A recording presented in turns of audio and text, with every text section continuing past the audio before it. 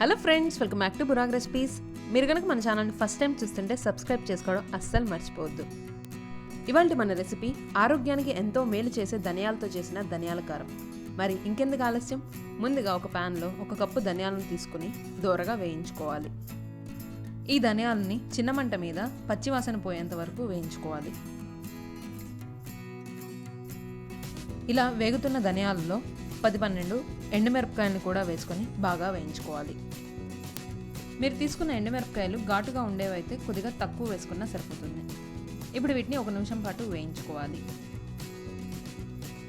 ఇప్పుడు stove off చేసుకొని ఒక పెద్ద నిమ్మకాయ సైజ్ చింతపండును కూడా వేసుకొని ఒకసారి బాగా కలుపుకోవాలి. ఇలా చేయడం వల్ల చింతపండు మనకి మెత్తబడుతుంది, మిక్సీలో త్వరగా పడుతుంది. ఇప్పుడు వేయించుకున్న ధనియాలు ఎండుమిరపకాయల మిశ్రమాన్ని పూర్తిగా చల్లారనివ్వాలి. మనం వేయించుకున్న ధనియాలు సులువుగా ముక్కలైపోతే పర్ఫెక్ట్గా వేగినట్లే. మనం కారప్పళ్ళు చేసేటప్పుడు మిక్సీ జార్ పొడిగా ఉండాలి, అలానే వేయించుకున్న పదార్థాలు పూర్తిగా చల్లారనివ్వాలి, లేదంటే వేడికి చెమ్మ ఏర్పడి త్వరగా పాడైపోతాయి. ఇప్పుడు పూర్తిగా చల్లారిన ధనియాలు ఎండుమిరపకాయల మిశ్రమాన్ని మిక్సీ జార్లోకి ట్రాన్స్ఫర్ చేసుకుందాం. ఇప్పుడు వీటన్నిటిని బరకగా మిక్సీ పట్టుకోవాలి. ఇప్పుడు ఇందులోనే ముందుగా తీసి పెట్టుకున్న చింతపండును కూడా వేసుకొని మధ్య మధ్యలో కలుపుతూ మిక్సీ పట్టుకోవాలి. అలానే 1 టీ స్పూన్ ఉప్పును కూడా వేసుకోవాలి. చివరగా 4-5 వెల్లుల్లి రెబ్బలను కూడా వేసుకొని ఒకసారి మిక్సీ పట్టుకుంటే మన ధనియాల కారం తయారైనట్లే.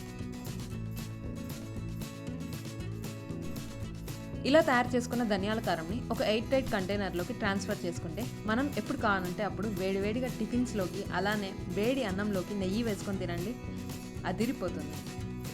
ఎన్ని కూరలు చేసుకున్నా వేడివేడి అన్నంలో ఒక్క ముద్ద అయినా ధనియాల కారం కలుపుకు తినండి, అద్భుతంగా ఉంటుంది.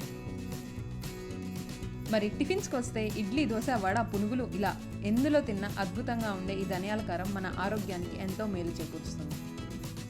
మరి మీరు కూడా ట్రై చేసి ఎలా కుదిరిందో ఇన్స్టాగ్రామ్లో నాతో షేర్ చేయడం అస్సలు మర్చిపోవద్దు.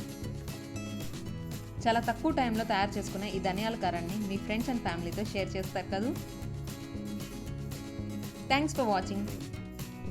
అలానే మన ఛానల్లో మరిన్ని టేస్టీ రెసిపీలు చాలానే ఉన్నాయి, తప్పకుండా ట్రై చేయండి. See in the next video. Bye.